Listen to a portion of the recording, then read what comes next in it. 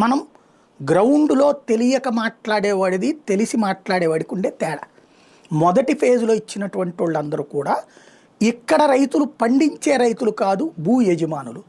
వాళ్ళు ఇస్తున్నప్పుడు వాళ్ళందరూ బాగుపడుతుంటే మనం ఎందుకు ఇవ్వకూడదని ముందుకు వచ్చినటువంటి సామాజిక వర్గ రైతులు రెండవ దశ. మూడవ దశలో వాళ్ళు ఏం చేశారయ్య అంటే, ఇవన్నీ జరిగేనో చచ్చానో ఎందుకు, మనకెందుకు వచ్చిన గొడవ, మేము భూమి అమ్ముతాం, కోటికో 2 కోట్ల రూపాయలకో, మాకు ఇచ్చేసి డబ్బులు ఇచ్చి మీరు కొనుక్కోండి, మీరు ఇచ్చుకోండి ప్రభుత్వానికి అని చెప్తే, అప్పటికి ఈ నమ్మకంతో ఉన్నారు కదా ఈ తెలుగుదేశం వాళ్ళు, తెలుగుదేశం అభిమానులు, ఆ నాయకులకు సంబంధించిన వాళ్ళు 60 లక్షల నుంచి కోటిన్నర ఇచ్చి భూమి కొనుక్కుని వాళ్ళు ప్రభుత్వానికి ఇచ్చారు. ఇది మూడో దశ జరిగింది. ఇట్లాగా భూ సమీకరణ సులభమైంది. దానికి కారణం ఆ ప్రాంత భౌగోళిక పరిస్థితి, ఆర్థిక పరిస్థితి, అక్కడ ఉన్నటువంటి వాళ్ళకి సంబంధించినటువంటి ఇతర ప్రాంతాల్లో నివసించే వాళ్ళకి సంబంధించినటువంటి అంశం. వాళ్ళకి ఇప్పుడు కూడా 50,000 రూపాయల కౌలు వస్తుంది. ఇది 25,000 దశల వారీ పెంపు అని పెట్టారు.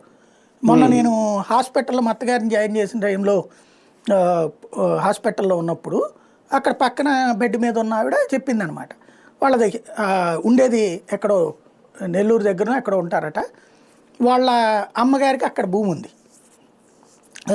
ఎకరానికి 50,000 రూపాయలు చొప్పున కౌలు వస్తుంది అనమాట. ఇప్పుడు 25,000కి ఇచ్చారు, ఇప్పుడు 50,000 కౌలు వస్తుంది. అంటే 10 ఏళ్లలో 50,000 దగ్గరికి వెళ్ళింది అనమాట. 50,000 కౌలు వస్తుంది.